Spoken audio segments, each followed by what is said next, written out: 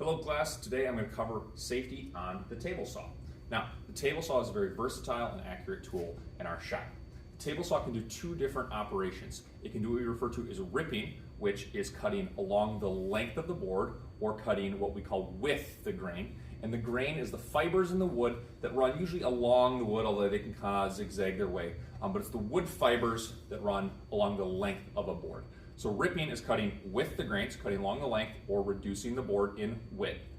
We can also perform cross-cutting on the table saw. Cross-cutting is cutting against the grain or reducing the board in length or shortening it, however you want to say it. But cross-cutting is against the grain, ripping is with the grain. I'm going to start by talking about the parts of the table saw, then we'll talk about how to safely and accurately rip pieces of wood, and then we'll switch into cross-cutting pieces of wood. Okay? Coming forward here so we can see things a little better, we've got a few different parts we're going to be working with. First this is a push stick. Push sticks are used when the boards are less than 4 inches in width. We'll talk about that a little bit later. We do not always want to use a push stick, and I'll remind you again of that later. Down here is our on-off switch. This is a saw stop, so we have a 2-part switch. This right here turns saw on, and then the light will turn green, and it should be a solid green. It should not be a blinking green. The actual table saw turns on with this big paddle here. You pull it out, the saw will turn on, and you push it back in, and the saw will turn off. Okay? You'll notice the light is still blinking green when the saw blade is slowing down, and then it turns solid green, and you can turn the saw back on. Like any tabletop tool, we will never ever cut a board freehand, which would mean just cutting into the blade like so. We will always keep the board flat on the table. Now, depending on whether we're cross-cutting or ripping, we'll use different tools. For ripping, we will always use what's called the fence. The fence is right here. Slides back and forth. On the right side of the fence, there's a little red mark, and that mark lines up with a tape measure, and you can use that to set the distance away from the blade and lock the fence in place. Okay? Down below here, we have a handle. That handle is our blade adjust. We use it to adjust the blade up and down. Whenever we're cutting, we want to adjust the blade so that it is 1/8 or 1/4 inch above the top of our piece of wood. There are also these little teeth. On some blades, they're made out of carbide.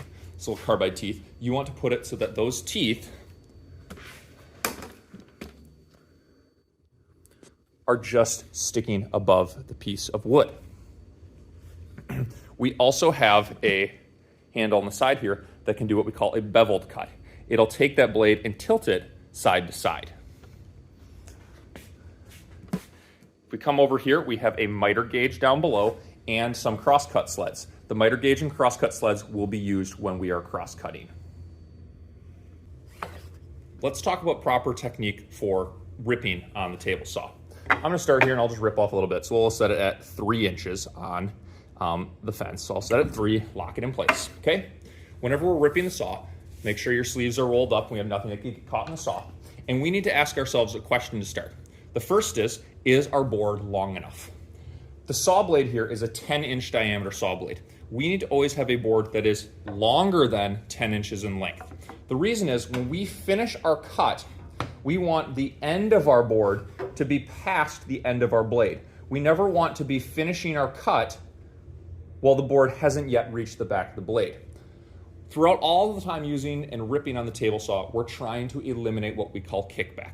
There's a lot of different ways we do this. This is one of them. But what kickback is any time where the blade could, or the piece of wood could pinch, twist, turn, grab the blade somehow. And if you think about this blade, it's circular, so it's spinning up and then backwards. And as it spins up and back, it could, if the board were to twist, pinch, do something weird, it could grab that piece of wood, lift it up, and throw it back towards the back of the table saw. That means the most dangerous place to stand on the table saw is directly in line with the back of the blade.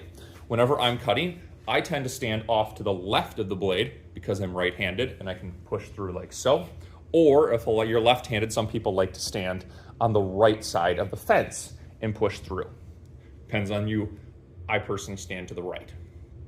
Now, we also use things like the riving knife. If we actually do ripping in this class, every single time except for one time in 8th grade tech, there's one project you'll get to rip something. Otherwise, we actually just use the table saw for cross-cutting. But when we do ripping, I actually take the whole time to put in an extra guard that has little teeth that grab the wood and stop it from having kickback, and there's other tools as well. The second thing, after knowing we have the right length of board and that we're set up for ripping, that we're not going to have kickback, is you need to look at your fence, see how wide you're cutting.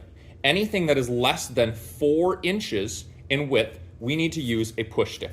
Reason is I'll set the table saw here at 4 inches for a second and pay attention to where my hands are in relation to the blade. You can see, let me change my angle here. You can see that as I push through, my hands are really close and my thumb is getting dangerously close to the blade. Anything under 4 inches, we don't have enough room here to push through and be outside of our margin of safety. I would say our margin of safety for the table saw is roughly everything within this blade throat plate insert. I'll lock that back in place. So under 4 inches, we want to use a push stick. Now, that means a lot of people see the push stick and think, okay, this is always the safe option. It's not. A lot of times, especially if you're doing something like a large sheet of plywood, you want to use your hands. Your hands, 2 of them, you need to use both of them, have a lot more control over a piece of wood than the push stick. And even when you're using the push stick here, you still need to use 2 hands. One hand to hold the piece down and into the fence. See how I have my thumb here pushing down and my rest of my hand pushing in? And your second hand on the push stick pushing through the cut. When we make a cut, we want to push all the way through, and I just push the piece past the blade and I let it go. I'll turn off the saw, and this big switch here is really nice because it's right at the angle where I can just hit it with my knee. I don't need to bend over, I don't need to fumble with it, I don't even have to turn over. I can push it through, kick it with my knee, saw turns off, I let the piece fall, and when the blade comes to a complete stop, I'll walk around and grab the piece. I'm gonna move the camera to an angle where I think you'll be able to see a little better, and I'll demonstrate a cut. As always, I'm turning on the saw with the piece of wood outside of the blade, not touching, and I like to keep it all the way outside of the throat insert. Turning on the saw, left hand's gonna hold the piece into the fence and down to the table. Right hand's gonna go with the push stick. All the way through. I turn the saw off. If it was a longer board, I would let that piece just fall all the way off the saw. That'd be totally fine. My light turned solid green, so I know the blade is stopped. I'm gonna walk on over, grab my piece, pull the scrap wood out of there, and that is ripping a piece of wood on the table saw. Now I'm gonna get set up for cross-cutting. So the first thing we want to note with cross-cutting is we need to use 2 devices. We can either use a miter gauge or cross-cut sled, and I'll show you the cross-cut sled here in a second. I just want to talk about the fence here for a second. We never want to use the fence when we're cross-cutting unless we set it up with a sacrificial block, and I'll show you why. If we have the fence and we use this to locate our cut, if I bring my piece over, I clamp in the fence, and I go to make a cut, when we get done, remember earlier how I said it has to be 10 inches long to make it past the end of the blade? This piece is going to be between the blade and the fence. That's going to make it really easy for it to pinch on the blade or for the blade to grab that piece of wood and shoot it back and cause kickback. So we never use the fence in its stock configuration while cross-cutting. If we wanted to use the fence, we would need to have what we call like a spoil board. I would take a piece and clamp it onto the wood here. If we ever wanted to cross-cut with the fence and use the fence to locate things, I would take and I'd clamp a piece of wood on like this, and I'd clamp it on where we could line up the piece with the wood before we cut, go forward, make the cut, and then you'd see it doesn't go into here, and so there's a gap. Then we don't have to worry about the piece of wood pinching between the blade and the fence. So we'd set up a piece of wood before the blade starts so that when it actually gets past the blade, it's an open space and it won't pinch on the blade.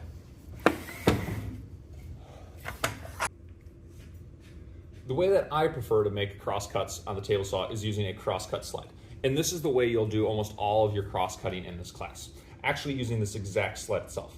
This sled has some nice features, which I'll demonstrate in my second cut, like a clamp.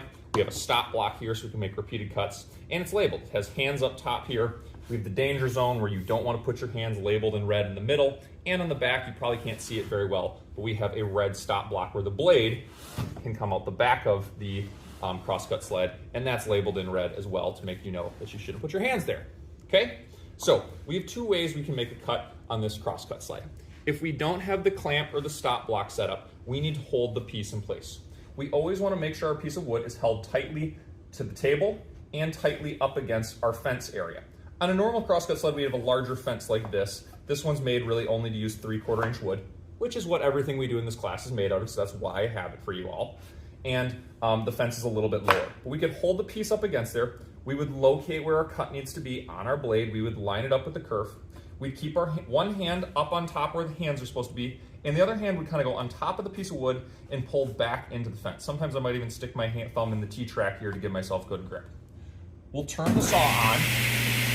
We'll push the blade forward, make a cut, we pull back, we turn the saw off with our knee, and we can grab that piece of wood and throw it away, okay? Now, the second way we can make a cut, and the way you'll probably make most of your cuts in this class, is I have a stop block here set up. The stop block, as you can see, can be adjusted side to side, whatever width we need it to be. So I'll make it kind of short here. We'll go right there. And I would slide, in this case, the piece over to the stop block. I'd take my quick clamp here. I'd clip it down, and you might have heard the click here. Let me do it again. Listen. Here it clip in place. Then both my hands go up on top where it says hands, not on the red. Up here on the hands. We turn the saw on, make a cut, bring it back, turn off the saw, wait for it to stop. We can pull it back a little further to make sure we're safe, unclamp it, and we'd have our piece of wood, and it'd be accurate and repeatable every single time. So this is a cross-cut sled. The other option is using a miter gauge. Those are the two ways that you can cross-cut on the table saw.